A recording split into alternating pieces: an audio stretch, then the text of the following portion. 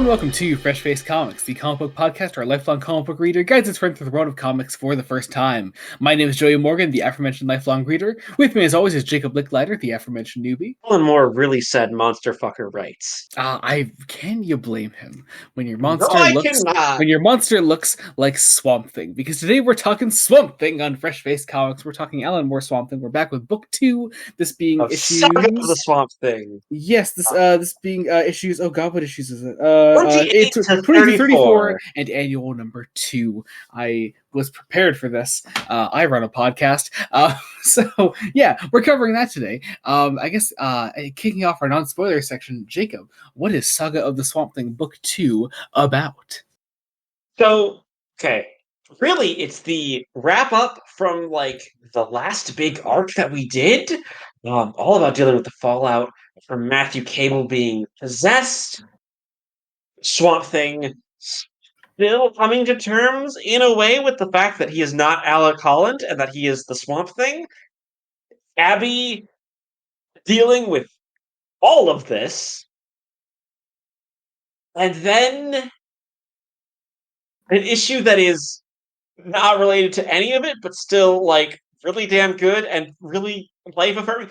Alan Moore just seems to really understand how to write like these life affirming issues about how humanity how we deserve to exist and keep going and try to coexist. And then it gets switched to tributing all the Jack Kirby bullshit and so many other characters. And then we end on a goddamn beautiful issue that I don't know how we're going to talk about it, but like, it may be a short discussion, but it is. We end on an issue where literally one thing happens, but oh my god, it's so perfect. It's so good. Yeah. Oh my god, you're absolutely right. This is, I think, book 2 is Alan Moore making his real mark on Swamp Thing as a character. Book 1 was of course fantastic. We did. I actually did re-listen to our episode on it not that long ago, and just to kind of like get a feel for like what we thought our first time around. And like, yeah, we had our fair few complaints, but like book 2. Fuck it. I think it's a perfect book. I think it's a perfect 10 out of 10 book. I have no same. I was like, with book 2. Like, it is, especially on reread, I loved it even more this time around. It's so fucking good. Here's the thing. Like, there were things where I'm like, I don't think I'm gonna like this. It's like, nope. I shouldn't doubt Alan Moore. The man. You really shouldn't. Yeah. I know people like to joke. People would just love to sit down and he's one of those authors I'd just love to sit down and chat with, like about storytelling and what he does. I would not ask him about adaptations of his work for obvious reasons because he keeps getting fucked over by adaptations. Yeah. Ask him about the one good one, which you still haven't seen, because need I remind our audience, Jacob has still not watched Justice League Unlimited. But we're getting there, I swear. Or are we? Anyway, but yeah. So good. It's almost like Alan Moore, good writer. Hot take that it is. And of course he doesn't do it alone. We have the wonderful continued talents of Stephen Bissett and John Totalben, who continue as well to bring as Rick Veitch, who pencils a couple of things. Yeah, as well as to a certain degree in this volume, the original creators of Swamp Thing, Len Wein and was it Bernie Wrightson, I believe? Bernie fucking Wrightson. Yeah, who get featured in this book. We'll talk about that more in spoilers. But yeah, it's great to have them there. I love that they still get credited in the collections, even though their inclusions are reprints. They also get credited in the issue for as they should be.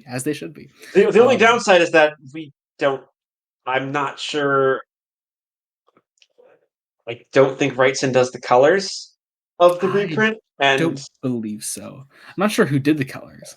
Yeah, I don't know if anyone knows, because it's reprinting something from the point where colorists weren't always credited. Yeah. What a time.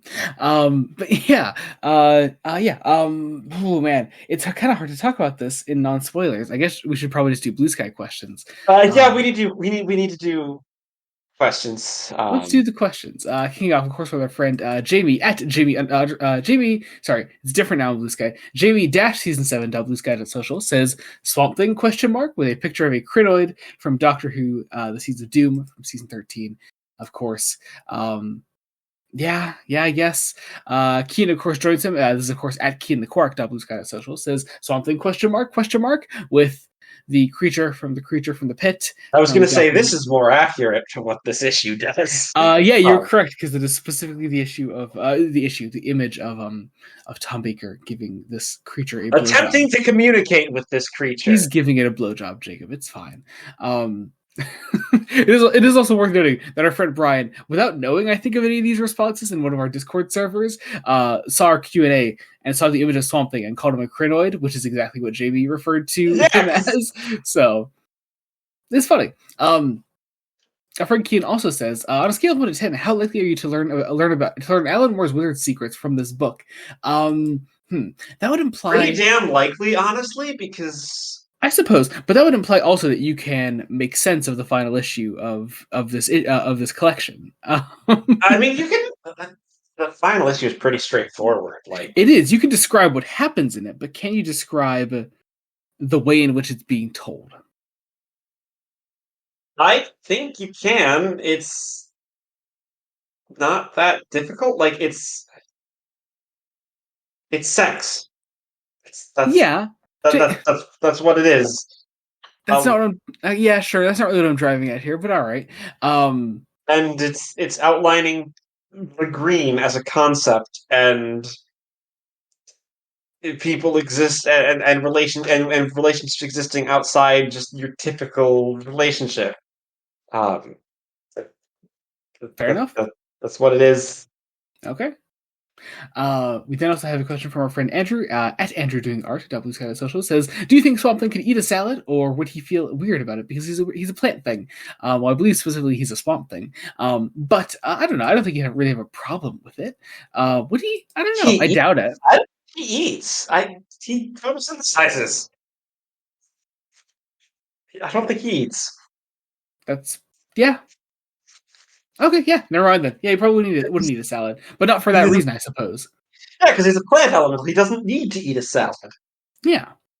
Although, I guess he could, because he still has, like, a mouth and everything. Like, it's something that he could theoretically accomplish. Yeah? So, I don't know if he would. Let's ask Alan. These are the things we should be asking Alan Moore, really. Oh my God. I imagine it Philomena Kunk style. Asking Alan Moore. Oh my God. Last set of questions from our friend Mason, at the GD256.bluesky.social says, 1, which fetish is Swamp Thing? I know I'm not elaborating, Jacob. I mean, whatever fetish Abby has, I suppose. Taste. I suppose it is, if you're to put it into one word, I guess monster fetish, I think is what we're looking for. Yeah. Yes. But also, is it plant fetish, I suppose? It's a thing. Rhea Iyengar and Erika Ishii approved. Yes. Very likely. Yes. Mason's second question says, if there is an Alan Moore, is there an Alan Less? What are his powers? I mean, I'm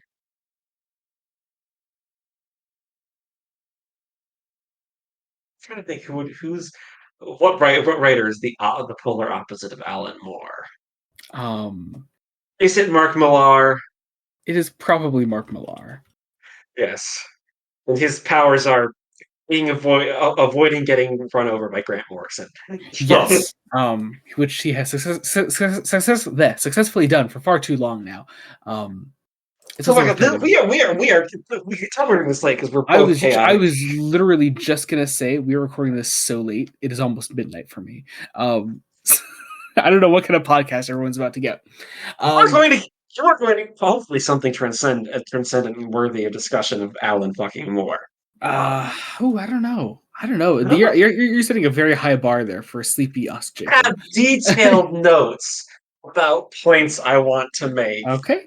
All right. Tell me, can you give me a complete play-by-play of Pog right now? No. Save it for spoilers. Mason's third question says, "What does this book improve upon compared to the first?" Um, hmm. Less ableism. Well, I It's was just gonna say, yeah, there's ableism in the first volume, so This one has you a know, lot less of that. yeah, I think Moore actually finds his footing a little like.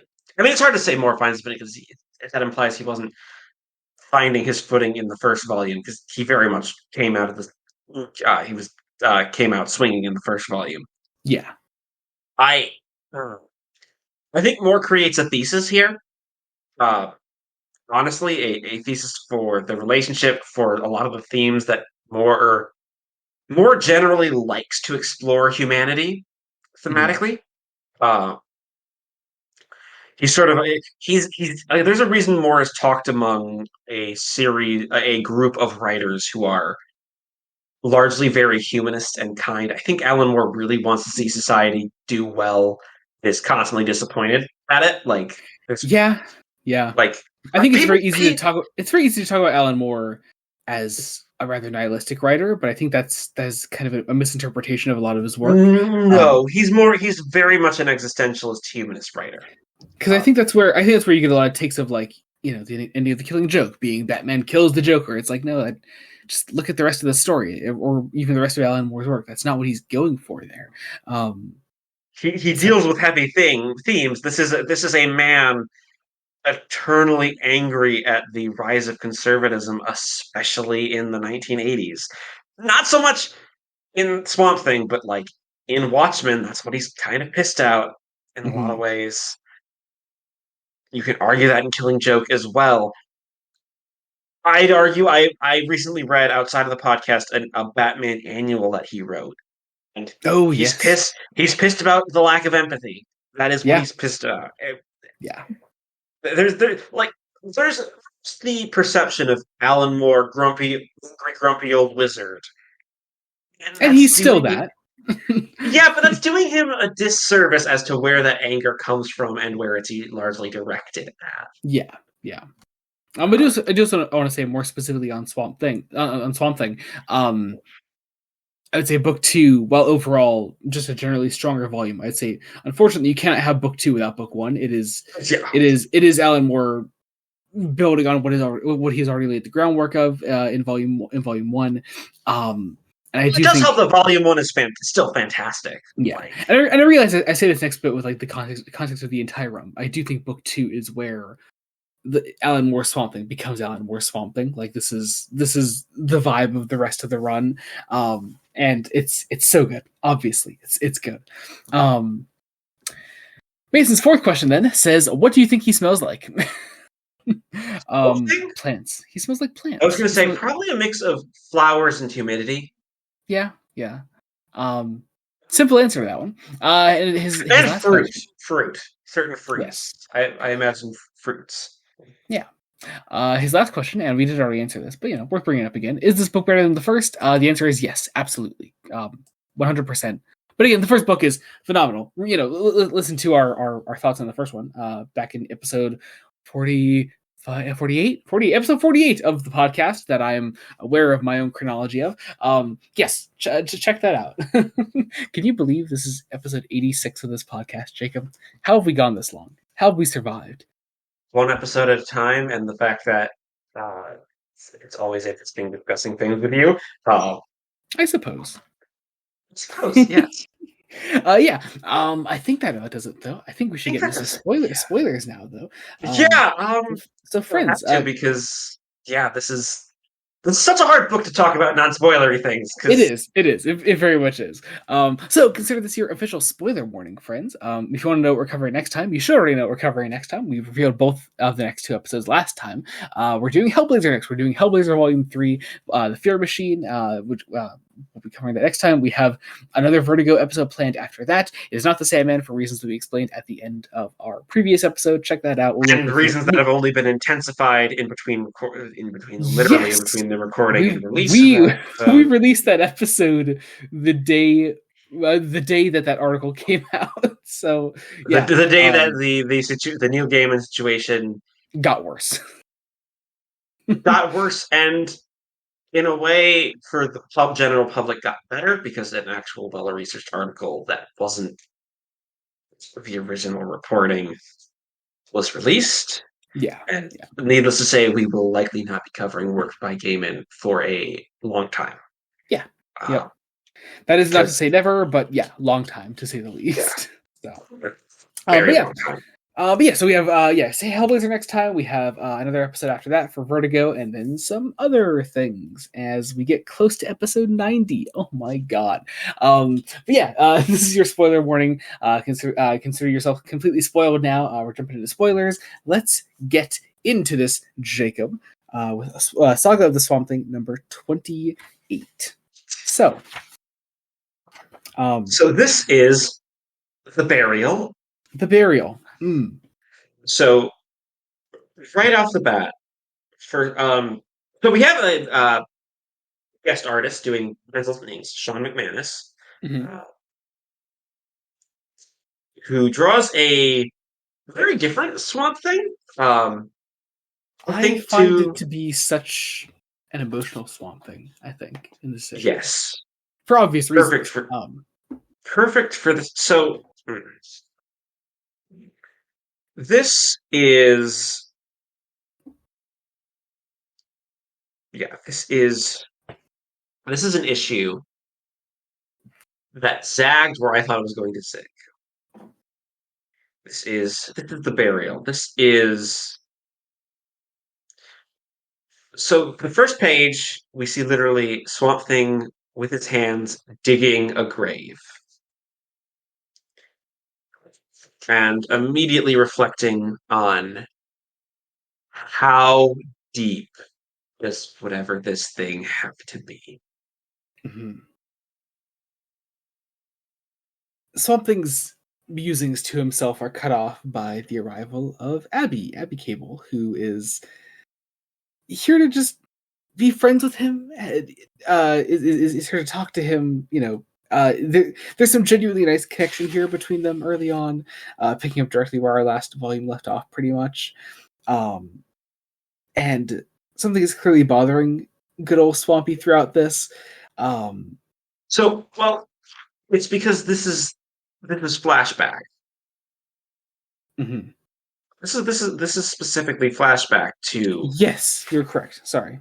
to I think for some of the stuff with Matt that happened in the last volume. Mhm. Uh, and I possibly even before Alan Moore started on the book. Uh, no. Possibly.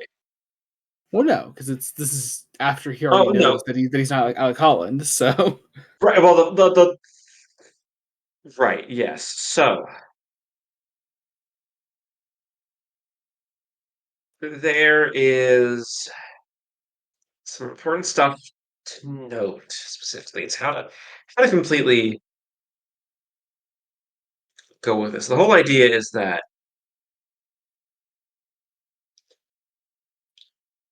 Matt and Abby are fine.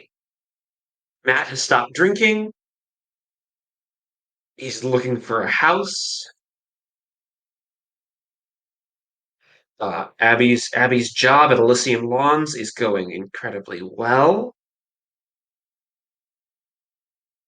And you know the their experiences with the demon were all mass hysteria. They are living normally, and then there's this tiny little question of have you noticed how long it's taking for the flies to die off this year?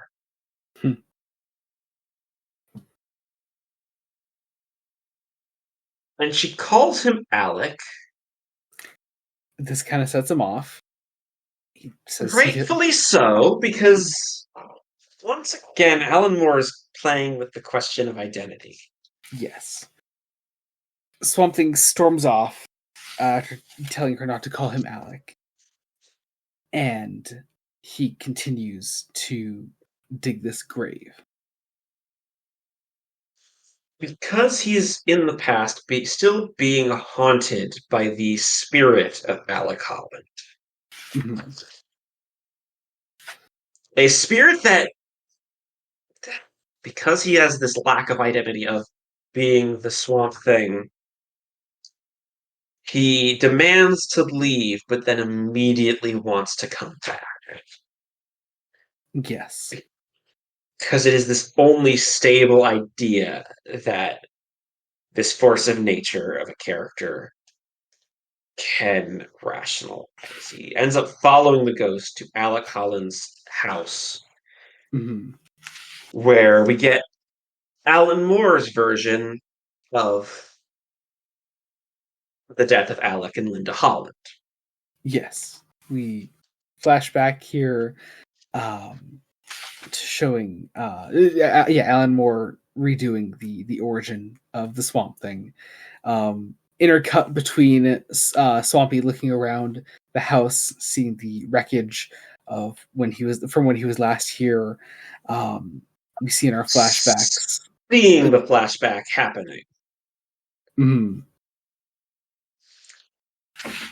and trying to stop it and trying to stop the bomb from going off and being able to do nothing but watch as Alec Holland is caught on flame and runs into the swamp where he sinks. yes, and of course, Swamp Thing knows now that he actually died there. So you get the feeling this is the first time that Swamp Thing is really digesting that information, that what he went through there. It's his first time remembering that event and no longer associating his creation with rebirth, but rather creation in the first place. His rebirth did not come from a body that was still there. It is he is something else entirely. In con- Something that deserves to forge its own identity.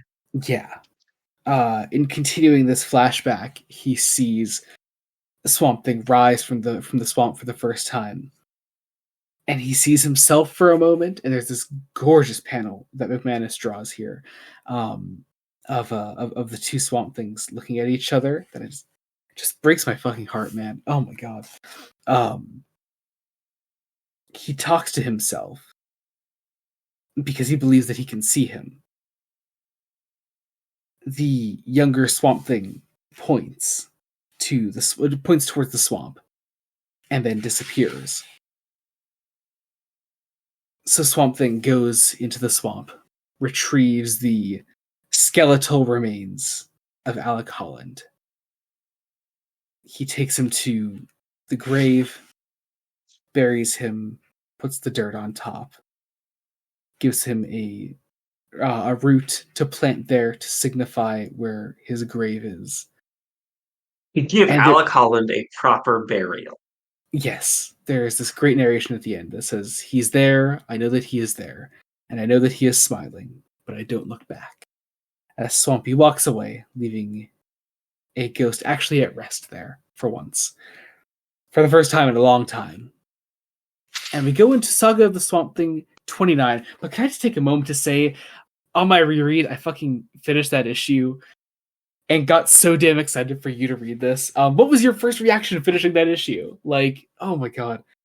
Yeah, it kind of hit me like a brick because once again, Alan Moore is a humanist. Like the whole idea is that this man deserves a burial and Swamp Thing deserves his own life and his own identity where he is allowed to be free and grow and figure out who the fuck he actually is.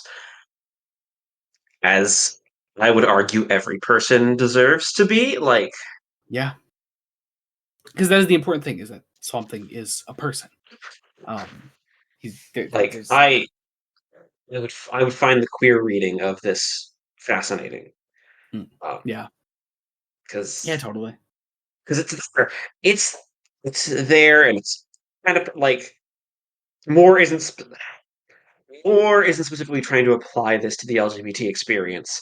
Um, he is trying to apply it to just the regular experience of finding your own path in a world that is becoming ruled largely by conformity and existence. This is mid Reagan. This is the height of consumerism and the height of Thatcher.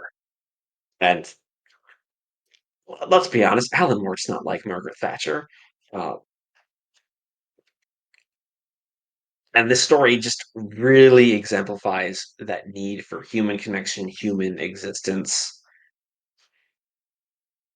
And it becomes the perfect parallel to where this volume ends Yeah. with 34, where Abby is going to be the one to then find her own existence and happiness and being able to move on from trauma and the pain that she is put through in this and has been put through uh, for better or for worse.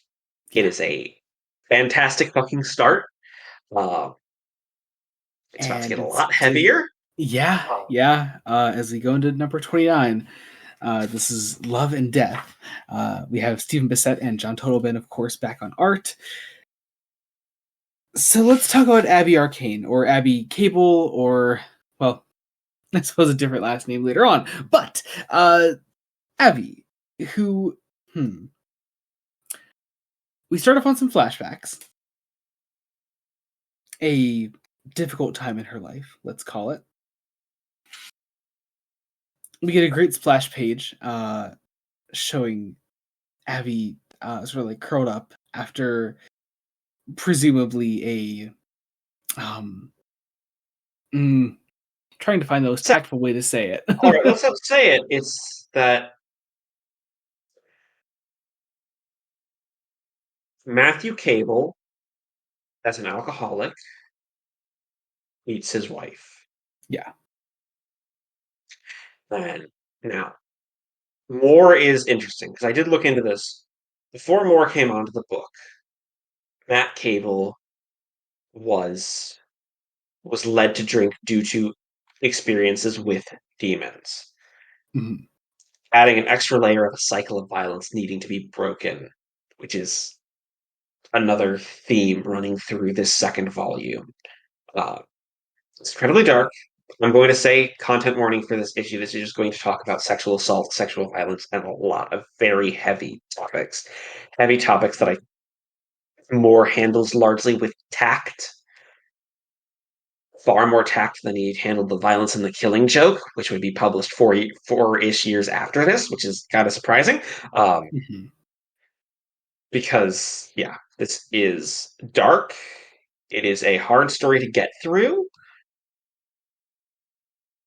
I think it is so important, though, that after this initial flashback, we have this wonderful scene between her and Swamp Thing.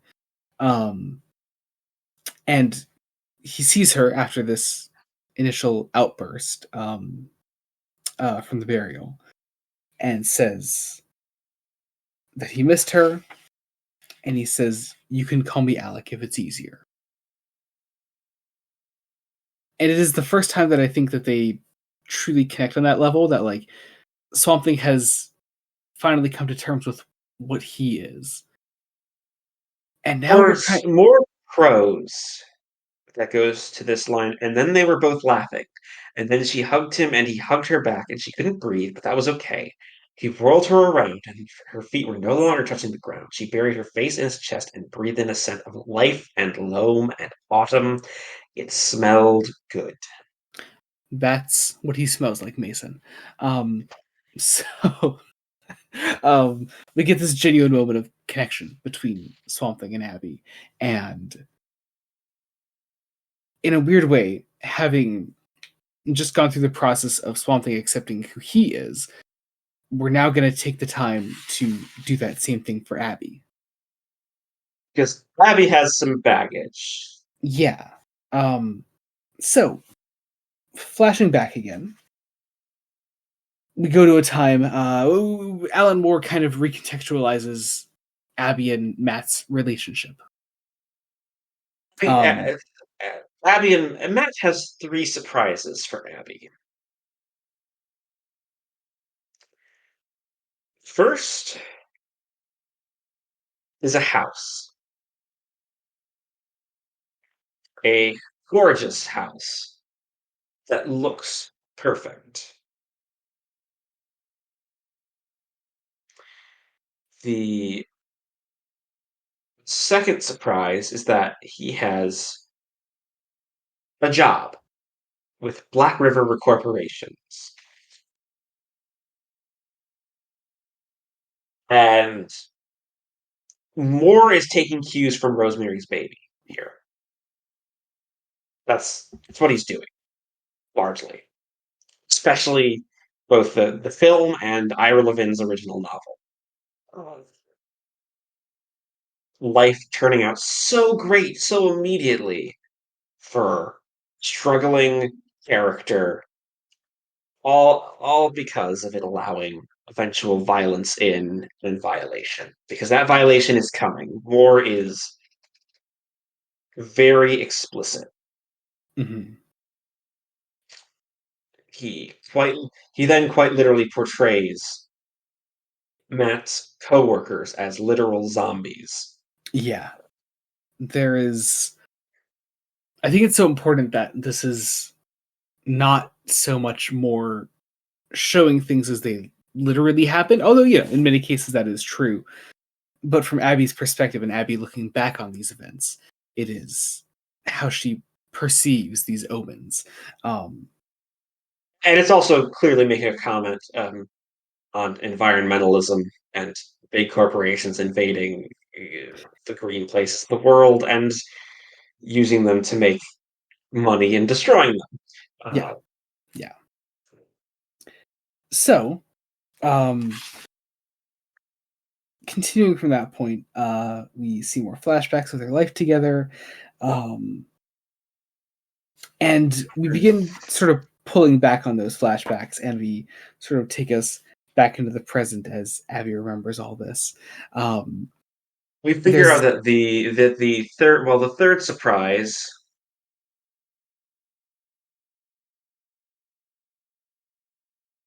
is that Abby Arcane is raped by her husband. It is not said explicitly. It is not shown. It is an experience many women go through of experiencing a violation and then attempting to rationalize it until mhm, they can no longer rationalize it. yes, because this is the first time that Abby has ever thought of it as what it is. Um, it is only called the bad thing in the narration, and I think that's all it needs. Moore is very tactful about it, I think. So some of that is clearly because he wants to tackle this and he's still publishing in 1985 and there's a decent chance this book would have been submitted to the Comics Code Authority. Now, the Comics Code Authority seal of approval is not on this issue, which is noted. Mhm, They would obviously never approve this, which is a shame because it is important storytelling mhm, and it is powerful. Don't know if Moore is speaking from experience, but it feels like there's something coming from the heart here. mhm, And the depiction of the aftermath is with the flies, and there's a reason for that in universe, but it is also this image of violation causing people to be felt as if they are not safe in their own skin and always being crawled upon. yeah. Is it? Hmm. I know. Do I want to open this can of worms? Hmm. So we're doing a Vertigo block right now, and we mentioned it before our not before our spoiler section. This is kind of weird to be talking about right now, isn't it? Um, I mean, it's always weird to be talking about. Well, of course, yeah. Um, It Putting is, this in the it context that is, we are currently speaking about it, though, I mean, it is heavy. It is doing similar themes to themes that Gaiman executed in The Sandman, and I would say executed well despite being a despite, let's be honest, being a monster. Mhm. Uh, I will also say, in addition to re-listening to our last Swamp Thing episode, I did re-listen to our last Sandman episode. Um, and there's a surprisingly specific phrasing we used during our 24-hour diner discussion of Neil Gaiman in that story, finding ways in characters' narration to justify horrible actions was what we said. I forget which of us said it. One of us said it. Um, I had to stop and think about that for a second because obviously the relevance to the real life Neil Gaiman shit happening right now is staggering. But also thinking about this, the rationalization of this moment in Abby's mind is what hits because as we continue these flashbacks, we have her going to a library, we have her finding this book called Deadlier Than the Mail, um, and not quite realizing why she is picking it up, like not not associating it with her experience of sexual assault. and, well, that, and specifically also connecting it to she finds that this woman who is someone who works with her husband, Mm-hmm. realizing that her husband works with essentially a bunch of serial killers who somehow got away and now have a nice little job typing memos for Black River corporations. Mm-hmm. And more has tapped into just that rationalization of why do we make these assumptions that everything is fine? And it's a very difficult thing for individuals to rationalize. I struggle with rationalizing it too, and I'm going to be honest, I am imperfect. Um, it's something that people like to do, not just with regards to the Neil Gaiman thing, but also with regards to personal politics. People don't like to rock the boat. People don't like confrontation on an inherent level. So people are more likely to let those little things slide, and those little things can often slide into bigger things. That's what's happening in the story here with Abby. It's what happens in real life. Find excuses and ways to just rationalize and make things work, and that's why this hit really hard for me. Hmm. Specifically, and it's brilliant, and It's so fucking good, isn't it? It's yeah, so fucking good. And it is because I think it hits on that such a on such a specific uh level that I just mm, that is what makes it so good. Um, fuck. also say again, Stephen Bissett's and John Toddleben's art, Bissett's pencils, Toddleben's inks, and Mhm. I think it's still I think Tatiana Wood is on the colors. Yeah, Tatiana Yeah, Wood's colors are very evocative. The images of the bugs, representing this assault still as the she. very much the lifting imagery from Rosemary's Baby in places as well. Mhm. And then this moment where, as Abby is trying to rationalize it and going down this complete idea, coming to realize what the bad thing was, and realizing, oh God, how long have I been married to this? How everything looks wrong. Trying to find something to free her by ripping her bra off and burning it, and just finding herself trapped and unclean, and then confronted with the third surprise. Matt coming home with his coworkers, Abby trying to find an excuse to get out, Mhm. And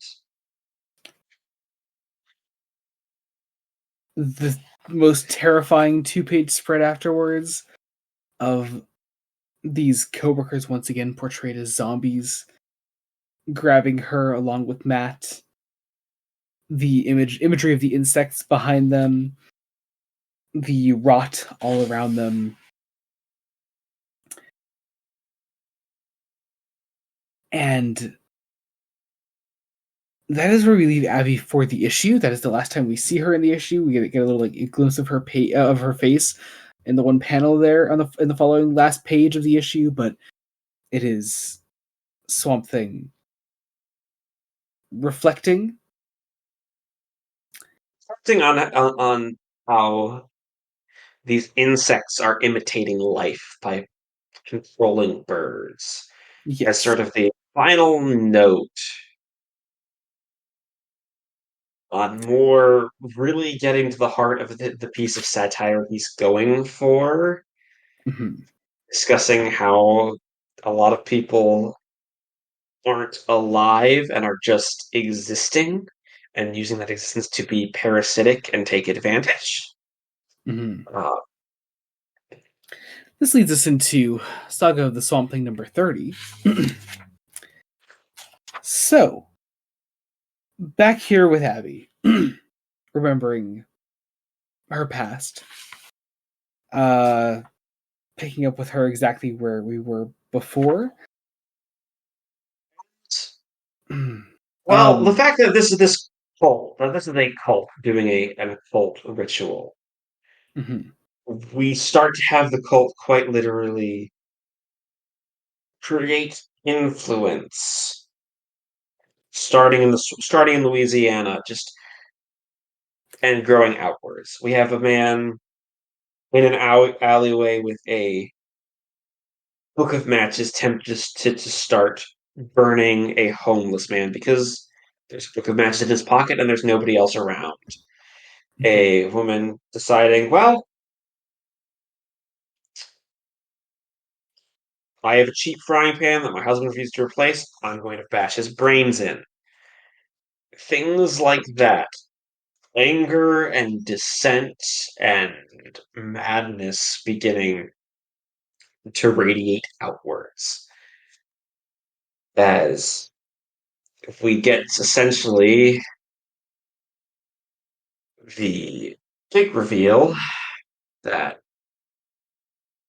Brett Cable has been possessed by Anton Arcane. Yep. Oh, speaking of, do you remember your theories from the previous book when we covered this? Yeah, they were wrong. They They were were very wrong. wrong. They were very wrong. Welcome back, Anton Arcane, you lovely bastard. Yeah, you thought it was Beelzebub before, I I believe, thought it was correct? Beelzebub, but that was Yeah. because of all the fly Well, imagery. yeah, the fly imagery. Yeah, of course. Yeah. We saw Anton Arcane briefly at the very end of like when Alan Moore first took over the book. And of course, we've seen Anton Arcane also in the masterpieces that are the '80s Swamp Thing movies. Yeah, and then the film adaptations. We will discuss one of those film adaptations at the end of this episode. Um, it is an experience. it is a choice. But yeah, Anton Arcane has possessed the body of Matt Cable, and so Anton Arcane becomes our main villain for this for both for fair bit of this volume actually. As we see more flashbacks of Matt's drinking and what led the eventual car crash that led to his death, and how Arcane was able to take over his body. We continue then with this this sort of like strange. We also before that we get some images of hell, which is depicted utterly horrifically. Oh yeah, gorgeous stuff. And then also, hey Jacob, Crisis on Infinite Earths is going to happen. Yeah, look at it. Oh, look at this insane shit. We did read New Teen Titans not terribly long ago. So this is kind of cool to have once again. More of the Monitor watching over strange goings on in the DC universe and keeping tabs on those things. So And I there's think then what happens that in the issue that really sort of hits is the scene at Arkham Asylum, yes, where where we the Floronic Man, Jason Woodrue, started going berserk and realizes that something is up in the bayou, and that the Joker has stopped laughing. yes, horrific image there of the Joker like comatose and drooling there. It's just oh, it's great. Um and And what's even more horrific is that Abby is left behind, as mhm, Arcane now has the power to go outside, cause a snowstorm. yes. You Once again, realize that Mort is sorry, go ahead. very careful in his wording and very brief. Yeah. You realize then that you're only halfway through the issue and all that stuff has been prelude because you actually technically get your title page then was showing the Swamp Thing, the whole little created by Len Wayne and Bernie Wrightson tag. Um, as Swamp Thing is out looking for Abby, he is confronted then by Arcane Who and insist once again, feeding for our themes of identity, insists that it is Alec Holland. yes, And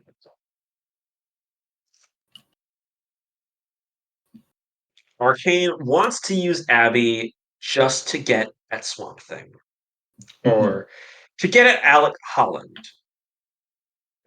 who he refuses to believe is dead. mhm, We also get more flashes of the world outside beginning to converge on Louisiana, without knowing why. Like that everything bad is coming. And it becomes quiet because Swamp Thing will not dance for Arcane. mhm. So we go back to the house. We get some gorgeous pages with no dialogue or anything. Just some great art as Swampy travels through this house, eventually coming upon Abigail's unconscious form and trying to take her out of the house, and realizing then that Abby is already dead. As And all you can Arcane, do is ask, how long has she been dead? And it's hard to describe because it's again, it's very much the effect of reading it versus the effect of describing it. That's the thing about a lot of Moore's work in general. Um, mhm. we could be here for hours analyzing every minuscule detail. I love that little panel right there on the final page. It's very tiny, where you just get that little close up on Swamp Thing's eye as he actually cries for once. Um, and then just the psychotic lettering of Arcane's laughter that closes out the issue. Oh, brilliant, brilliant stuff. This leads us perfectly into Saga. Into actually, it's not Saga of the Swamp Thing anymore. It officially gets rebranded Swamp Thing, number It 31. kind of alternates depending on the issue. I think too. Yeah. It's We also get the tagline officially here: "Sophisticated suspense," which I always love. Love that. But yeah, here we go. Oh man. Okay, so so Abby is dead. Um, the first page. I just want to. The narration is one of the most beautiful encapsulations of grief I think I've ever read. hmm, um, I close my eyes and she's alive. In the private night behind my eyelids, the smell of her skin in the diluted autumn sunlight, the fine white hands upon her neck, upon her arms, and then I open my eyes and Abby is still dead. It is a intense, perfect first page to get you how grief feels. yeah, And that's what the Brimstone Ballet is kind of all about. yeah. It is, despite being technically the finale of our first arc in the volume. It's very. It feels like an epilogue almost because realistically, the climax of the story is Abby's death, isn't it? Um, what we have here afterwards is the fallout from that. Uh, and it is still about the struggle between Arcane and Swamp Thing and the defeat of Arcane throughout this. But in a way, Swamp Thing's hope is gone here, and he feels almost like he does not have much to fight for here. Um, so we have Arcane also still horrifically using Matt's body throughout this. That's one of my favorite little things about this whole story here. His body, Um, which is slowly decomposing. yeah. Um, we have Arcane taunting Swamp Thing throughout all this, and Swamp Thing just is not giving into any of it. We have between all of Arcane's monologuing, like there's not a single speech bubble back from Swamp Thing. He is not really giving into him after a certain And point. that just, all that does is it causes Arcane to monologue more and to make, just, it enrages this tiny little man who really just wants to know that Swamp Thing is suffering in the correct way, in the way Yeah, that will satisfy him. yeah, Because don't get me wrong, Swamp Thing is suffering. He's just lost the love of his life. yeah. And once again, we get more of the serial killers, of the bad things coming to Louisiana. Hmm. And Arcane unleashes a plague of locusts to try to get something out of Holland. Hmm. Another moment of the monitor being unable to look away because we're doing Crisis.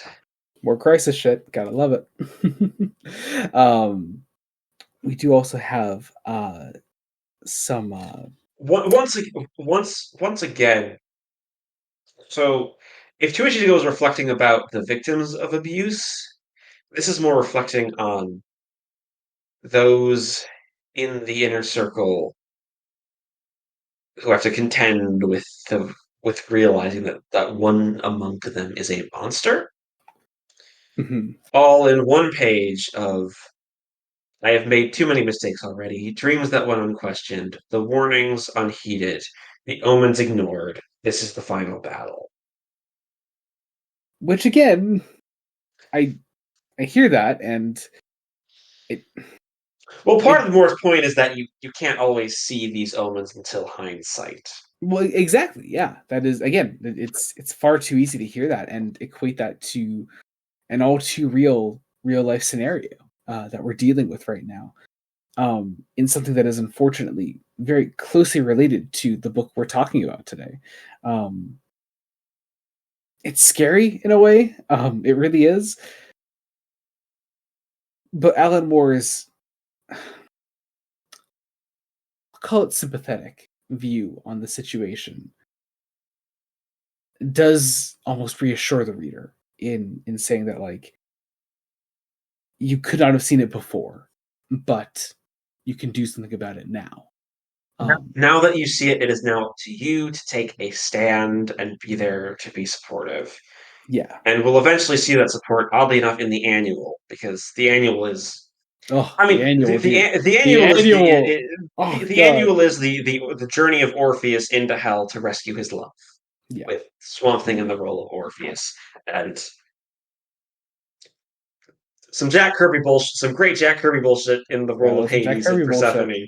Gotta Um, love it. But yeah, we have um, Swamp Thing versus Arcane. We have a physical battle here between them as Matt Cable's body continues to decompose.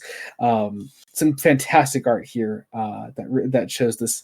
What is for once more not going full weird psychological battle between these guys. It is just a physical one-on-one fight between them, and it is Swamp Thing it's physical beating the because piss out of this guy. it's not what Anton Arcane. Swamp Thing is very much like, no, you are this little man who is very easy to actually take down when I actually take a goddamn stand for something. Yeah, and it's And true. when it happens, like Black River Corporations literally becomes spoiled meat and disintegrates. Hmm. And importantly for this story, because Because this is reflecting on a cycle of violence and how, while he did terrible things that he should not be immediately forgiven for, Matt Cable does get a moment of brief redemption and clarity to expel Anton Arcane from him, killing them both. Yes. There is this implication, I think, here that Matt Cable is not completely without remorse. Well, it's not just. I'd say that it's explicit Yeah, because the decision he made to let Arcane in was quite literally one out of desperation because he was dying. yeah. And in Swamp Thing's final conversation with him, there is this idea that Swamp Thing is able to forgive Matt in a way.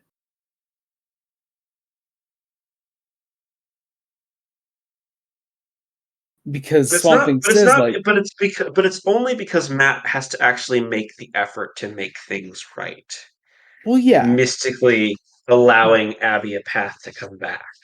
yeah. There is this interesting speech bubble, though, where Swamp Thing says, Matt, he possessed you. His was the only evil. Um, which I find fascinating. Because Moore has spent the past couple issues portraying Matt Cable as a genuine monster. Um, and in Matt's final moments, he attempts to help Abby to bring her back, and he is unable to. And he says he is sorry. That's his final words to Swamp Thing. And that is where we leave Matt Cable for now. Swamp Thing then. He does bring Abby's body back to life, but Yes. Her.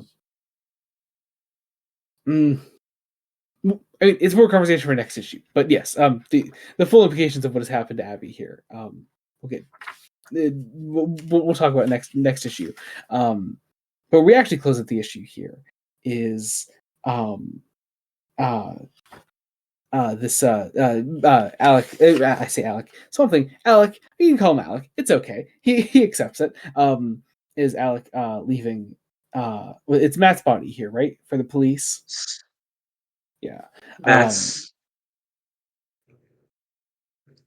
The police are able to take him in, he take is his body away. comatose, and that is where he's going to remain. Mhm.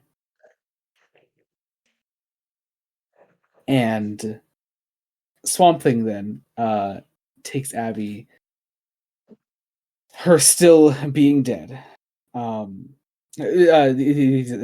She is breathing, but there is no one inside. Abby is dead, and we end our issue saying the story will be continued in the next annual, and also next issue Pog, which Which cannot wait to talk about. Cannot wait to talk about it. I mean, Um, here's the thing: it's so Moore knows that it's so heavy. He needs to start transitioning into something lighter. yeah, Um, yeah. All that is to say, but though, it's time to talk about the second Swamp Thing annual, or rather, our yes, first Swamp Thing annual, but it is annual number 2. First off, what a cover! Some big promises on this cover. Lots of characters. I I've always wanted to buy the single issue of this. My comic shop guy has it on his wall somewhere. It's just it's lovely. Um, yeah, great cover. A lot of characters here. It can seem like, oh, well, we're gonna get this big sort of clusterfuck of characters here, but I think when you actually get into it, it is these well, characters able to take Swamp Thing on is such a specific part of the journey he's about to go on. yes. Um, I mean, it's quite literally the journey. It's this is an Orpheus retelling yeah, of Swamp Thing journeying into hell to bring back Abby Arcane. And like I've gone on record that I don't love the revolving door of comic book deaths. But the reason this death and rebirth works is partially because it just thematically fits into what Moore has been doing. Mhm. with Swamp Thing as a character. Well, yeah. I mean, like I said right at the top of our spoiler section is that like the volume begins with Swamp Thing finding and accepting himself, and a lot of that had to do with his death and rebirth. So we're doing the same with Abby. That is her journey. That is specifically the character arc that Alan Moore is setting her on. Um, but first, we have to deal with Swamp Thing's side of it, and that is the journey to bring her back in the first place. So this is Down Amongst the Dead Men. We see her We are body here. framing this as a story and a fairy tale. Uh, Mhm.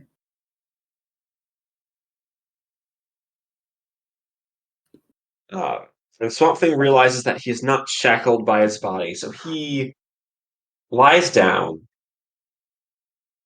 and ends up going into the green and beyond the green. Yes, beyond life itself, as he says.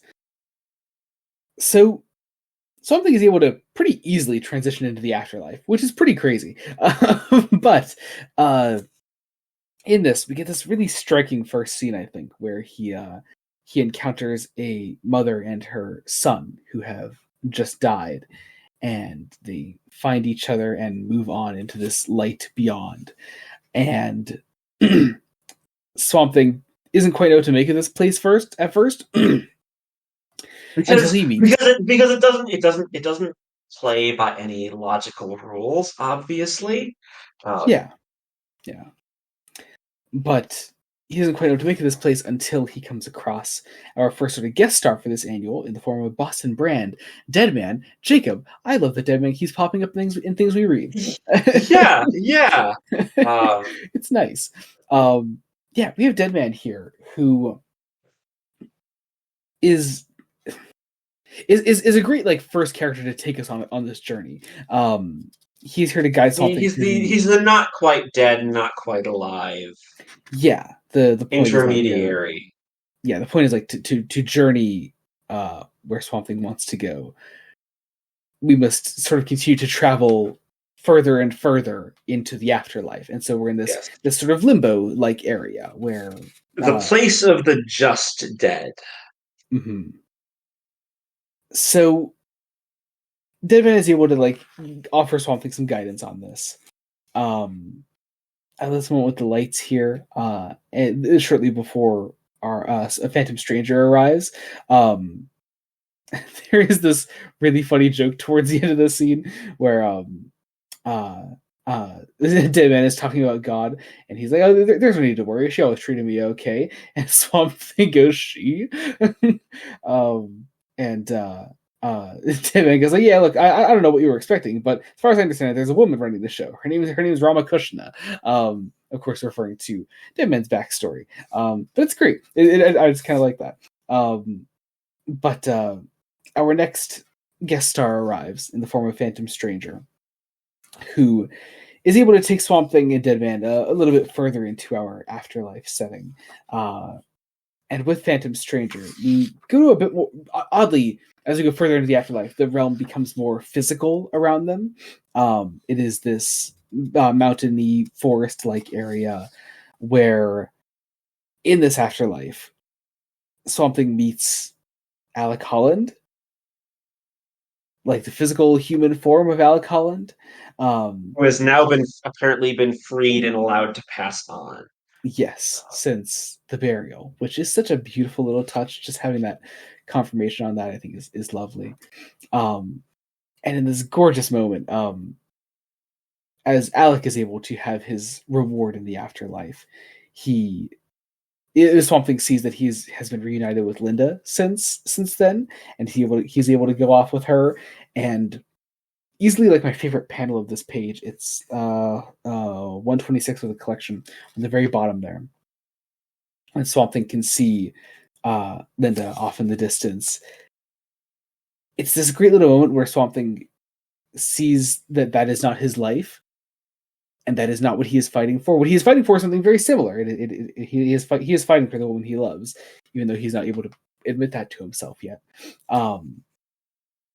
But he knows that this is the life of Alec Holland, of a man that he is not technically.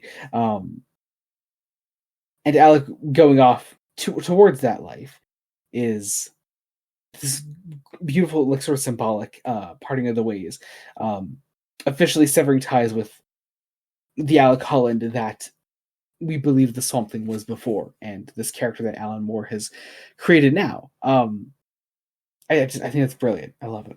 Um, but Providing closure on the past as the Phantom Stranger has to bring Swamp Thing into pandemonium. yes, our next sort of layer of the afterlife in which we meet the Spectre.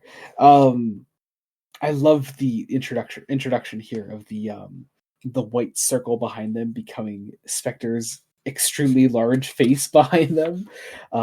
Brilliant stuff. Really, really great. The Spectre is initially an obstacle because the whole idea is that Abigail Cable is consigned to the unspeakable realms beneath, and that is where she must stay. Swamp Thing isn't going to take lightly, mhm, and mainly the Spectre needs to be reminded of his own past life by the Phantom Stranger yes. to allow them to pass. Yeah, I've run into Jim Corrigan. And I love just those few speech bubbles and like the Spectre leaves them. Something asked like Stranger, who was Jim Corrigan, and the Stranger says he was dot dot dot, and the next speech bubble just says while he lived. Um, brilliant stuff. Oh, I love it. Uh, Phantom Stranger takes him further on into hell because of course we're going to hell, and with hell comes the territory of this podcast's, I swear, favorite character, Etrigan the Demon. Etrigan the Demon. Who is lovely, of course. I always, whenever I read Alan Moore, Etrigan the Demon, I always have to get myself used to the way that Alan Moore does Etrigan's rhyming. It's just slightly different from everyone else's. It's a slightly different structure because, let's be honest, Moore probably has talent. Has talent as a poet. Like oh yeah, I don't think he's ever published any poetry, but I feel like he would. He could. He very much could. yeah, just great stuff. Because yeah. Also, Um, Etrigan is probably the lightest of our, in terms of tone of our guide figures. oh, Um, as he should be, I feel. Um, yeah, Etrigan takes us into hell here as he guides Swamp Thing through all this. We get some great he's the scenes one of who's going to break all the rules to make sure this is seen through to the end. yeah, Because what's the worst that could happen? He's being sent to hell. yeah. Oh, so good. Um, there is this great moment then. As we journey further, we meet a couple of demons along the way. But one in Muddle Crouch is the first one. mhm. And as we continue to journey through here, Swamp Thing does have one last confrontation with Arcane, whose demonic soul is still down here. I love this last conversation between the two of them. I think I don't know, it somehow it speaks on, I think, this less antagonistic relationship between them now, as I want to say Moore isn't trying to like forgive Arcane here. In fact, he leaves him with a horrible fate because the implication is, having banished Arcane just yesterday for Swamp Thing, Arcane has been down here for years. Crazy. But still, it is. It's more just pity. It's pity for the worthlessness of Arcade. Yeah. It's fascinating. I love it. And then we have some musings on the existence of hell, and Moore proposes that hell is of man's making, not God's, which is theologically interesting. I personally don't like the idea of an eternal hell that one can never escape from. Um, Mm. Philosophically speaking, I don't think there's anything a human being could do that would warrant eternal punishment, eternal Yeah. never-ending punishment.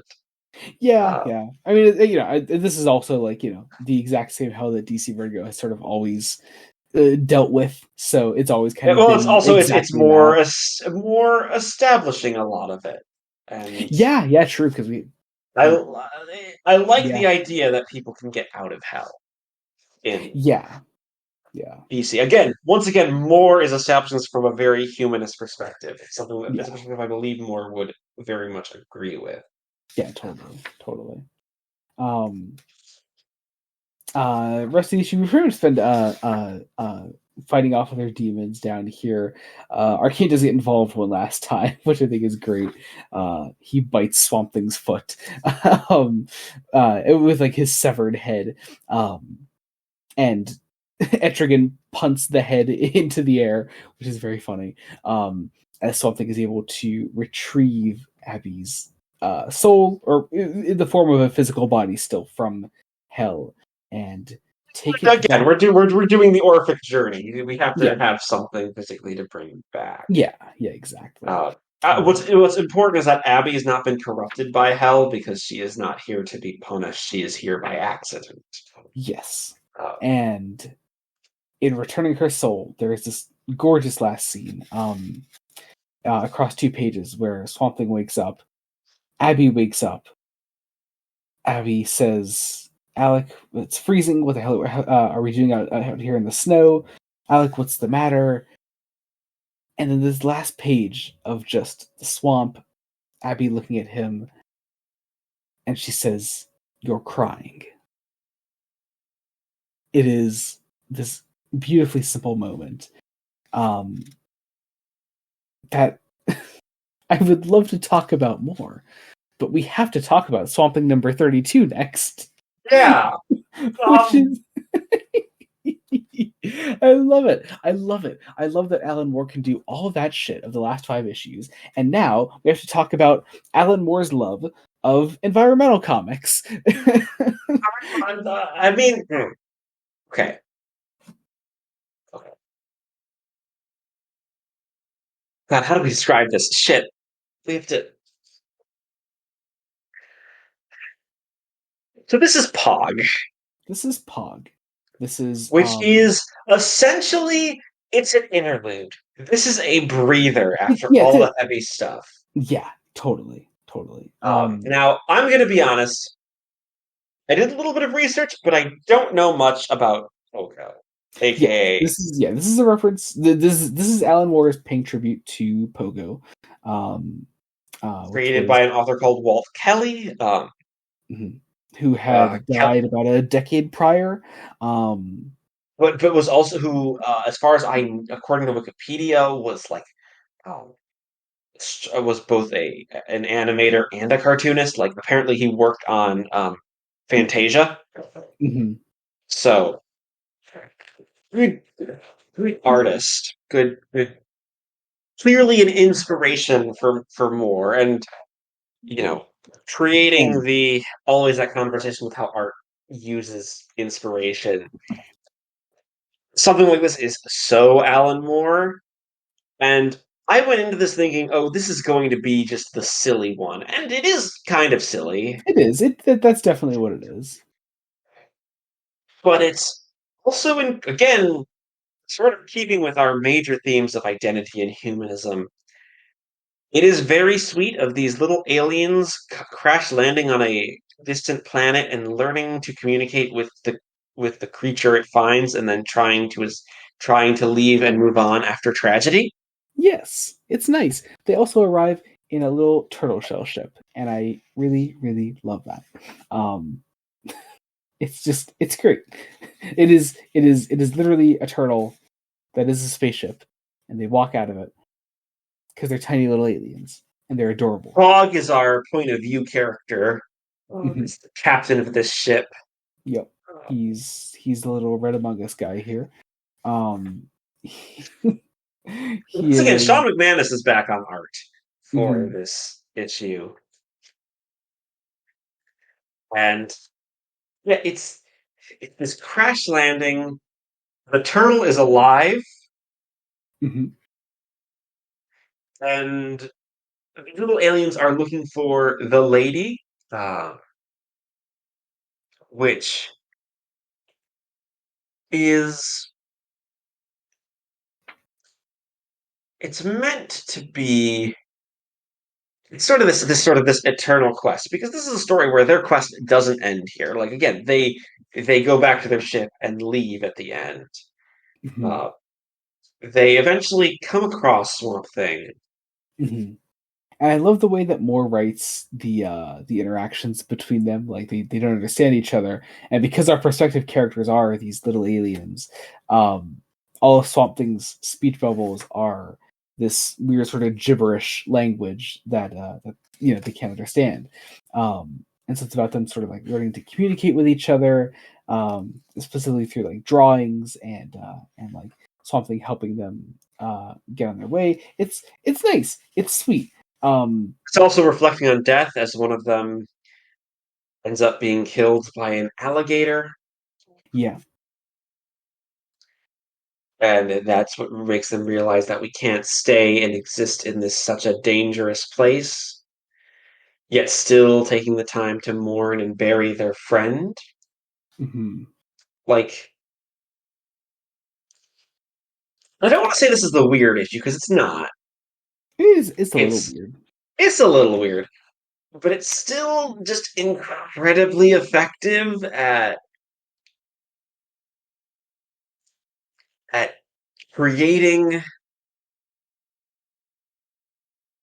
creating just this sense of humanity and getting along, um, even through misunderstanding, and just lightening the tone of the volume significantly. Yes, it is very nice to have. And they fly away in a little turtle ship at the end, and that's all it is. It doesn't need to be anything more than that, I don't think. Um It's a tribute to things that Alan Moore likes. yeah, and you know what? Fucking let him. Let Alan Moore be passionate about something. Like there's nothing wrong with that. Um I know The man is allowed this to is like things. this is one of the less beloved issues of Swamp Thing throughout the entire run of Alan Moore's Swamp Thing. I understand why, but I don't know. Every time I read it, I just kind of like fall back in love with it. It's very fun. It's a fun time. I can't hate it. I can't It's possibly hate exactly it. what the run needs after being so heavy, and Yeah, yeah, like we definitely. just had that great catharsis. Yeah. Now we need to take a minute to like breathe because the next two issues are going to be transitory, Hmm. uh, which I And think brings so, us nicely to Swamp Thing number 33. yes. Now I'm assuming you know what this is a tribute to. Yeah, I mean that is the tribute to the House of Secrets number 92 cover. Yes, this time, Uh, of course, featuring our version of Swamp Thing with our particular lady character here with Abby. Um, because yeah, we're revisiting the early days of Swamp Thing through this. well, yeah, because so Swamp Thing as a character was was the idea was created for a one-off for House of Secrets number 92 Hmm. by Len Wein and Bernie Wrightson, Yep. and then reworked for Swamp Thing itself. Um, so the framing here is Abby Arcane finding herself in an apartment that where she's living now alone and happily away from Matt, who's still in a coma. Hmm. Realizing that still trying to recover from her experiences and having people noticing she's there and knowing that she's all secrets and mysteries. So she finds herself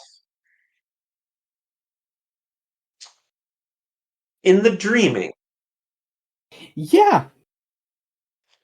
How about that? How about that? Specifically First, because first ever appearance of it.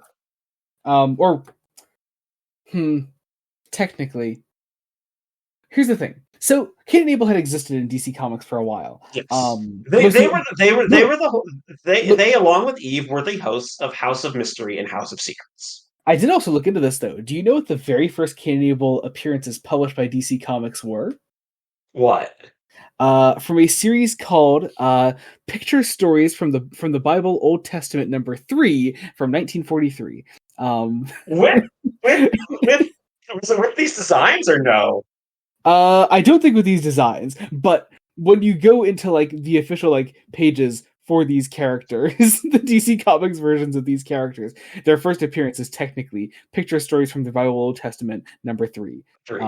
So But these designs. these designs definitely come from like I believe the Denny O'Neil era of all that. I yeah. Yeah. It's So you can tell because they're great designs, great great designs. But designs. yeah, this is technically where we get the dreaming as it would be established in Vertigo in general. Um uh and eventually obviously adapted into the Sandman. But here we have Cain and Abel. I love I just I what I always love about a first appearance of Cain and Abel in sort of like any DC Comics thing, specifically from Vertigo things, is that I always love like how any writer tries to tackle like revealing who they are to the reader, because like if you didn't know that these were Cain and Abel, like the reveal is really fucking great because It is. It is. Alan Moore doesn't say their names for a very long time, and eventually, and they're He just just establishes them as brothers one of watching over either the House of Mystery and the House of Secrets. yeah. One of them is clearly psychotic, and the other is very nice to Abby and wants to show her around. And we don't learn their names for a while. I think not until after our sort of middle of the story here, which is as Abby learns of the story of the Swamp Thing as it originally was, I should say.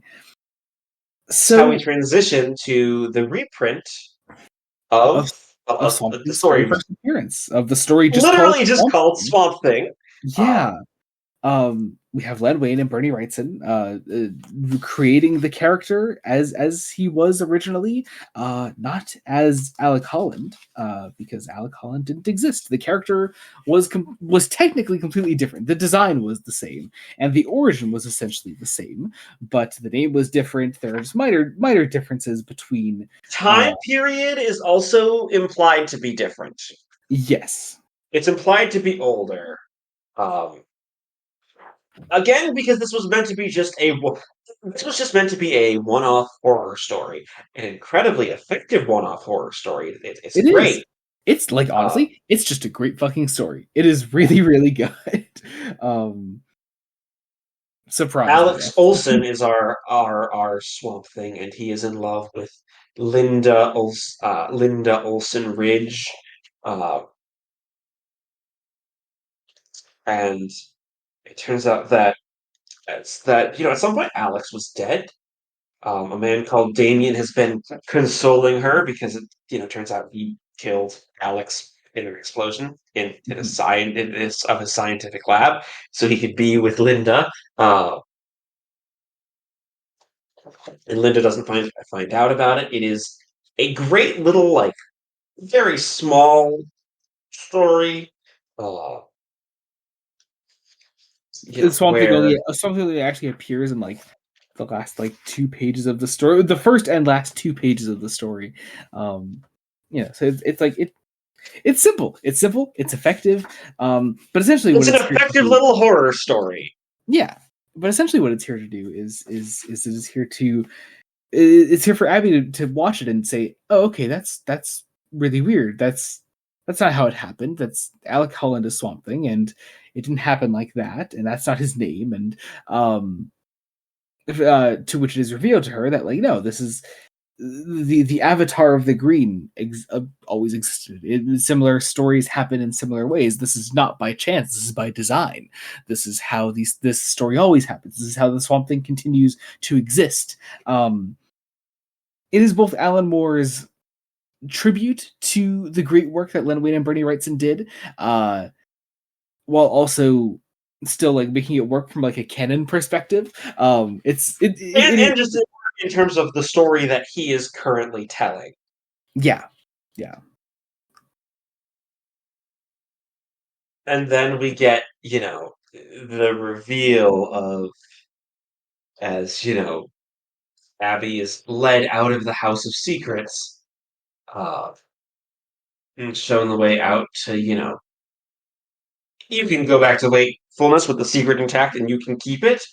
And then, of course, Kane appears to say, but then it wouldn't be a secret, would it? You know the rules, brother. And now you must pay the forfeit. Oh And god, fantastic, horrific scene for this reveal, where he murders Abel. Gorgeous art here, bloody rock and all, looks wonderful. Abby is forced to leave the dreaming, and attempts to remember and write down the things that she learned. There's this great scene that Moore writes where she's distracted for just a second and cannot remember what she was trying to write. Importantly, she's trying to write the story that she saw, and the first line of which is, "I cannot remember the morning anymore," as the first line that she tries to read back to herself as she started to write it down was, "I cannot remember the." Just a great little way of putting that down. I think that works really well. But yeah, that is where the issue ends. As we go into our final issue for today, actually, also the collected edition includes some wonderful full pages. I believe these are all by Stephen Bissett. These are wonderful, sort of like posters, as they put them, of Swamp Thing and Abby. Wonderful stuff. actually, the first two aren't Bissett. They're just Toddleman. Oh, are they? Oh, okay. Yeah, Yes. they're just Toddleman. The last one is Bissett. Okay. Cool. Also Very cool. fantastic. Toddleman is a great artist in his own right, even though he's usually just an inker in Yeah. this. Um. Uh, Anyway, let's go into our last issue for today with Swamp Thing number 34. So, the writer's spring is an experience. yeah, yeah. I don't think any Here's we're the going thing. to do Okay, this justice. you cannot possibly do this justice. I would also like to bring up other current world events and things happening. David Lynch died recently. I feel like it's just worth bringing up for something like this. There are certain stories, certain things, certain pieces of art that I just don't think you can properly describe with words. Talking about them with somebody will not fully do a piece of art justice. It is fully worth it for you to go out and experience it yourself somehow. I feel this way about pretty much every David Lynch film, minus maybe like two of them. And I feel that way so specifically about Swamp Thing number 34.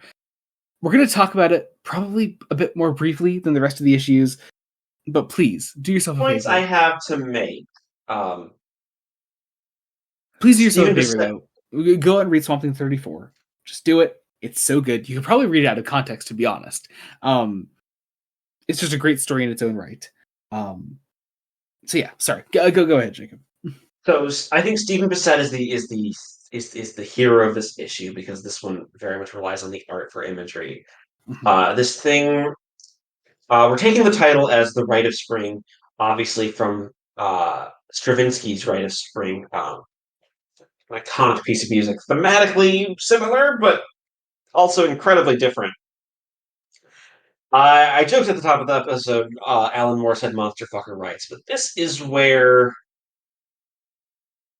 Swamp Thing and Abby get married.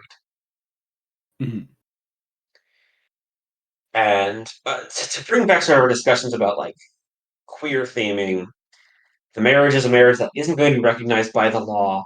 It is not a relationship based on sex because it's even said in the issue that they are incompatible, which not really. They have communion, and it is clearly a sexual experience, um, and an experience of love. but it's deeply about finding that unconventional love and celebrating that because that's what Alan Moore is doing. And also exploring how the universe is interconnected and that we kind of have to share with each other because that's what humanity is. Oh, that's what the Rite of Spring is to me. Yeah, I yeah. I think this might be the best issue of the run so far. Like It most definitely is, like hands down. even better than the Anatomy lesson. And yeah, Anatomy lesson is fucking amazing. Yeah, Um, yeah, yeah, yeah. Of course, of course. Um, this issue also features, I think, the single funniest Swamp Thing Swamp Thing page of all time. It's page 204 of the collected edition. I'll just read it out quick. Abby is talking about her trying to say that she has feelings for someone, and doesn't know how to move on after Matt. She says something goes, well, then you must not torture yourself with pointless guilt. If there is someone that you love, then tell them. And Abby says, well, yeah, that's what I'm trying to do. Followed by, this is what I mean when I say experience it for yourself, but it is the funniest, almost full page panel of Swamp Thing going, oh, oh, penny oh, oh, dropping. It's the oh, penny okay. dropping. He goes, you mean me? And Abby goes, oh, for God's sake, who else? And there's this beautiful line that follows, actually on the next page. That's not nearly as funny, but I'll read it out anyway. Oh no, I've ruined it, haven't I? I've screwed it up. I should never have said, look, let's just forget it. I'll go home now and we'll forget I said anything. I mean, it's just so ridiculous, right? It's impossible. It's bizarre. It isn't even, probably isn't even legal. Oh hell, there's something wrong with me. I build things up in my mind. I read things in the way you look at me, kid myself that maybe you feel the same as I do, but you're a plant, for God's sake. Just saying it out loud. I mean, it's just so funny. How could you love me? And Swamp Thing says in response, deeply, silently, and for too many years.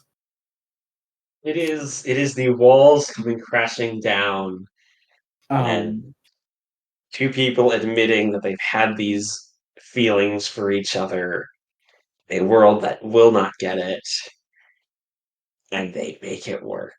And yeah, there is it this beautiful page afterwards where they kiss for the first time, or actually, no, they've kissed before, haven't they? And it's like kissing for the first time. yes, yeah. Literally, the sun's rays are behind them. Um, and Swamp Thing eventually says, he says, like, you're a human. You need more than love, than the taste of lime. Um, and Abby says, you're talking about sex, right? Um, and she's like, it's fine, I could deal with it. And he's like, no, there's like a way of communion. There's this is how I do it, if you will. Something produces. Mainly because we can't show sex in a comic explicitly. This is so much better though. Come on. Something produces a fruit from himself, which he gives to Abby. Um, she takes a bite of it, and things begin to change. And this is once again where nothing I possibly say could do this story justice. We enter the realm of the surreal and the emotional as interpreted through visual art.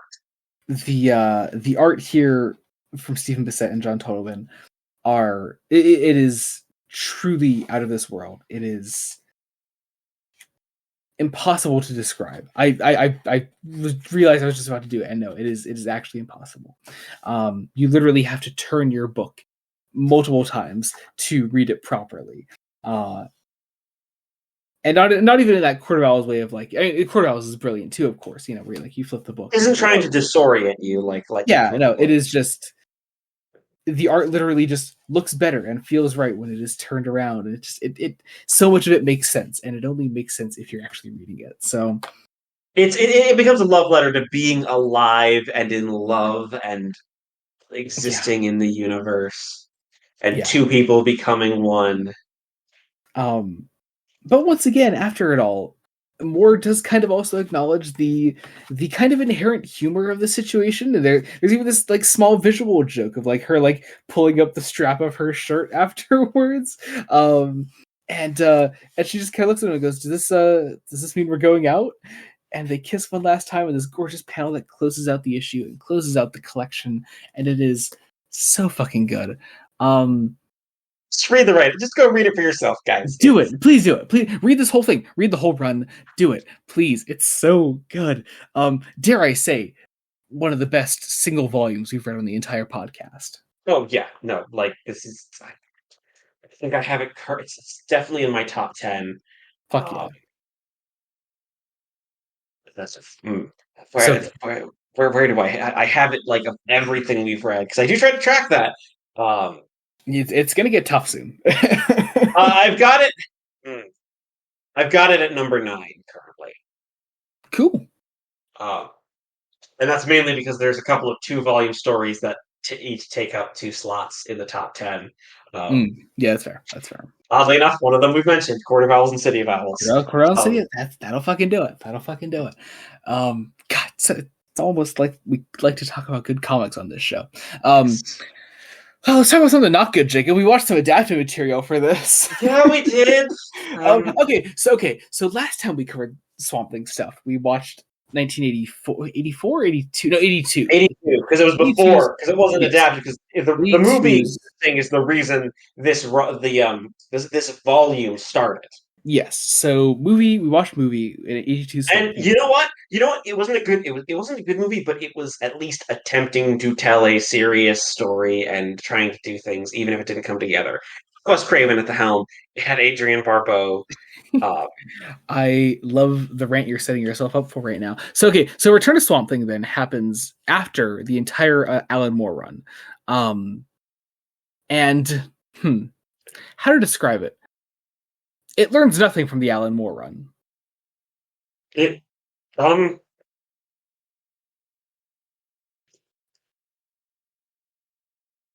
a comedy. It's a comedy. Yeah. You know what? We've gone over some heavy themes and how Moore delicately handles violation. This is a film that likes to try to make the threat of violation sexy and often play it off for a joke. Yeah. It does it a lot. It doesn't help that it's directed by someone who mainly directs pornos. I did not know that. Yeah, the dude apparently directs a lot of porn. And that... You know what? That makes... Yeah, when you learn that fact, it's like, oh yeah, that explains why it's written this way and why it's directed this way, because it's got Louis Jordan back as Arcane.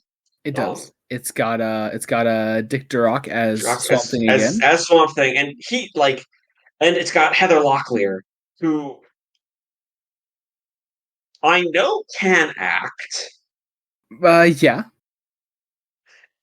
Doing a great job here. Has no direction. I'm sorry, Jacob. I can't lie. I it's a bad movie. It's a really bad movie. But it's kind of funny bad. Like, I don't know. I don't know what it was, man. I watched it this morning. I had a fun time. I don't care, man. I didn't. Jacob, you have to understand, when Swamp Thing came out and saved the day for the first time, and they went straight into a Creedence Clearwater Revival song mashup montage with like various pieces of Swamp Thing comic book art, I started dying laughing, and I don't think I stopped smiling after that. So 2 random kids in this movie who want a picture of Swamp Thing for government to like money. It's funny, dude. I don't know, man. I don't know. I think it's so funny. It's really bad. It's like I give it like 1 star on Letterboxd. It's really bad, but it's I don't know, man. It was funny bad. I could have a good time with it. Swamp Thing is 82. Swamp Thing is a better film. It definitely is. Not by much, but it's a better film. You know, there are people who think that Return is better because it's funnier. Yeah, because they're fully giving into the campiness of it all. And like, that's the thing though. Is like, I'm about to agree with him though. Is the problem like 82 Swamp Thing is a better film technically, but like I think I would sooner watch Return of Swamp Thing because it's just funny. Like I don't know. Like, I feel like I would get bored rewatching the 82 film. You know. This is a film where, like, I don't think anyone was trying. Like, no, I do love Dick Durock's performance of Swamp Thing. It's just kind of like just a guy. It's just a dude. Like, he's just a guy. He's just It's It's very so funny. weird because they want to do the whole Abby Swamp Thing relationship. They do, which resulted in my favorite dialogue in the whole movie, which was, "You said it yourself. I'm a plant," and she goes, "That's okay. I'm a I'm a vegetarian." vegetarian. It's so funny. Oh, Again, because I don't think it has the maturity to try to explore this relationship, like, as a thing. all it wants to say is "monster fucker rights" and nothing beyond that. I don't even think it says that, right? It's, Like, it says that. Actually, it kind of doesn't. Yeah, I guess because she says like, "I see you as a human still," and the one sex scene they get together is her imagining him as a human. So yeah. yeah. Yeah, it's so horny for a movie that was rated PG-13. So Oh yeah, Sarah Douglas is in this thing, and it's true. She's a baddie. it's It's a silly movie, Jingo. Come on. it's also, can we be honest, it's also really sexist in the way it portrays its female characters. True. True. Like if you want to see a film where it's literally all the women are motivated by men, like wanting to fuck men, and that's it. It's this fucking film. It does have Uh, less nudity than the original Swamp Thing, though. which is surprising because again, shot like a porno and Yeah. Yeah. directed Definitely. like a porno. Big time. Like it's Yeah. Um. It's the Return of Swamp Thing. It's not good. Jacob, I beg of you. I know you wouldn't watch like a full series for adapted material. Could we do maybe like for the next two Swamp Thing episodes? Could we do like five? It's 10 episodes for the. you know what? Swamp Thing series. Could we do like 5 episodes for one volume and 5 episodes for the following volume? We can try. We can try. Yeah, I think that's possible. I think we could do that. I am interested in that. It's It's what so good. 2015. 2019. 2019. 2019. Excellent show. Excellent show, dude. Oh my god. And they do the anatomy lesson, and it's so fucking good. And it's God. I will cry every day over that thing. That and Constantine 2014. And I can't win. I can't win. I just can't win. Hey! James Mangold's getting a Swamp Thing movie. Yeah. I'm sure it's got to be good. I know it's going to be good. It's going to be good. I need it to be good. Yeah. Well, I don't know. that wraps up our discussion. That does it. Yes, that does it. Thank you for actually transitioning me out of that. So obviously we're not doing an episode reveal for next time. We're covering Hellblazer Volume 3, The Fear Machine next time, which I'm very excited about. I sadly haven't had a chance to start, but I'm very excited for. That's all right. I've started it myself. It being a 9-issue singular story. It starts off like Jamie Delano knows he can take his time, and he takes his time early on. So it can seem kind of slow early on, I think, but it's great. But yeah, that's what we're covering next time. In addition to that, we're doing more Vertigo after that, so we'll be revealing that next time. Jacob does not know the episode following Hellblazer, so we'll be revealing that next time. So, I haven't been told it's a new Vertigo series. It is a new Vertigo thing we're covering. Yep, correct. But with that, I guess let's close ourselves out. Promotions, Jacob, what do you have going on right now? Right now I have my blog. I'm hoping to get back into doing a couple more book reviews. Now that the new year has started, though I'm not sure exactly which ones I'm gonna. What I'm not going to be reviewing every book I read because that's just a lot, but certain ones. But I've also been reviewing Star Trek: The Next Generation. At the time of this, I will have just done the episode Haven. Season 1 has been very rough and very hit and miss. But you also didn't like Hide and Q, so that's your fault. I did not like Hide and Q. And you can be wrong about that. That's fine. Yes. But yeah, that's what I have going on. Yeah, it's true. I also do the Star Trekking. Me and my brother, we do video reviews for Star Trek: The Next Generation. We're at the same place that Jacob's at. We're also doing what else are we doing? Me and my brother also do R2BD. We have reformatted R2BD. Our first reformatted episode of that show is coming out. Should be within probably either the week after this episode releases, but we have some one-shots coming up within the week, so maybe the weekend. One of those two. But yeah, our first episode on that will be up soon. We're covering Skeleton Crew, which has been fantastic. we really enjoyed that series. So check out our discussion on that when that is out. Also, as far as Fresh Face things, we do Fresh Face One Shots. It is the spin-off of this show where we cover current comics currently coming out. We cover Superman by Joshua Williamson, Wonder Woman by Tom King, Batman, The Long Halloween, The Last Halloween, The End of the Long Halloween Saga. We cover The Uncanny X-Men by Gail Simone, and I personally cover X-Men by Jed McKay on Fresh Face Solos. That'll be doing yet another crossover with Uncanny in March with a bunch of other X titles that me and Jacob are just utterly dreading. But I think that does it for that. What else? I feel like there's something else. That might be it. I think that's it, actually. Please, leave a like. Leave a rating. Leave a like. Leave a rating. Subscribe. Wherever you're listening to us on. I do apologize. We are recording this incredibly late at night, and it's fine. It's after 1 a.m. for me. It's fine. Don't worry. Spotify, Apple Podcasts, Google Podcasts, wherever you're listening to us, rate, subscribe, keep listening. I guess wherever you're listening to us on. Go to the YouTube channel, Blood Donut Studios, where we host all of the things I just mentioned, as well as video versions of the podcast that you're listening to right now, or possibly watching right now. I don't know. We've also started commentaries back up. Commentaries. We did Man of Steel. With our friend Mason. That's fantastic as well. We may also have some other news on commentary things coming up in the near-ish future. Be on the lookout for things. I don't know what I'm saying. I think that's it. Also, I will leave links, Amazon links, to things we cover today on the podcast and things we're covering next time through Amazon links in the description below, as well as our link trees. You can follow us on socials, wherever you want to follow us. Mostly on Blue Sky. Please follow us on Blue Sky. Blue Sky's pretty great. I think that's it. Yeah, cool. That's actually it. Go me. I did it, and you did it, and this was a podcast. Thank you all so much for listening. Until next time, this has been Joey Morgan. Jacob Linklater. Goodbye. Bye.